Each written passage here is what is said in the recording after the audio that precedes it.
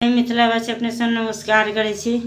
एकटा फगुआ के तर्ज पर भगवती के गीत ल के लोग गा रहल छी। संगीत आज यहाँ सुनू, निक लागत। अधिक से अधिक लाइक शेयर कर देवे। पुराने गीत गा रहल छी, लगन सब चालू छै। सब दिन गीते के भगवती गीत के काम हो छै। जय मिथिला, जय मिथिला। मैया भवानी के, मैया भवानी के महिमा पार देखियन। माता काले के, माता दुर्गा के महिमा पार देखियन।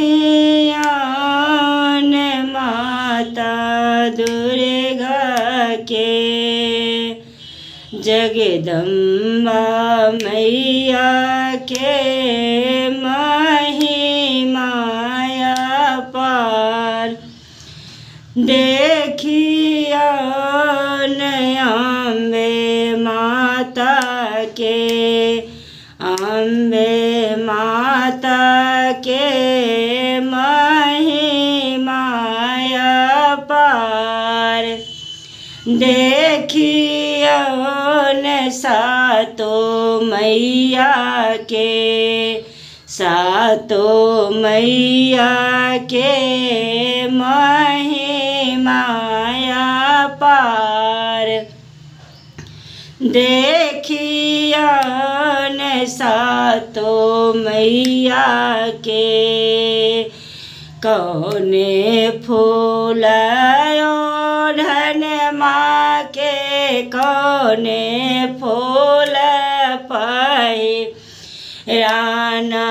कौने फूल ओढ़न माँ के, कौने फूल पहिराना हो कौने फूल मैया के सिंगार देखियन हो।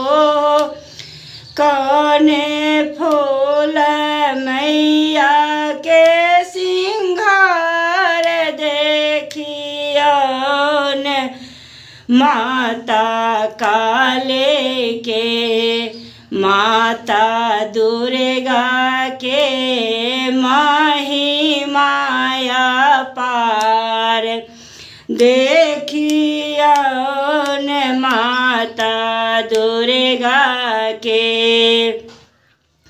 बेली फूल ओढ़न माँ के, चंपा फूल पहिरन। बेली फूल ओढ़न माँ के, चंपा फूल पहिरन हो होल फूल माँ के सिंगार देखियन हो। होल फूल माँ के सिंगार देखियन। अम्बे मैया के, अम्बे मैया के महिमा पार देखियन। अम्बे मैया के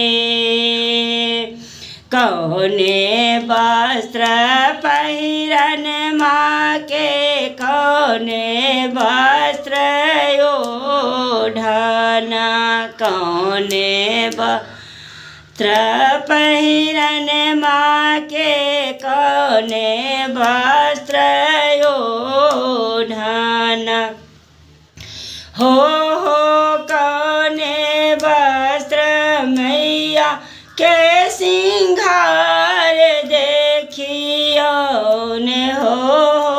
कौने वस्त्र मैया के सिंगार सातो मैया के, सातो मैया के महिमाया पार। देखियौन सातो मैया के, पीले वस्त्र पहिरन माँ के पीताम्रे वस्त्र ओढ़न, पीले वस्त्र पहिरन माँ के पीताम्रे वस्त्र ओढ़न। हो लाल चुंदरी मैया के सिंगार देखियौन, हो लाल चुंदरी मैया के सिंगार देखियौन। मैया भवानी के, मैया भवानी के महिमाया पार। देखियौन मैया भवानी के, मैया भवानी के महिमाया पार। देखियौन मैया भवानी के।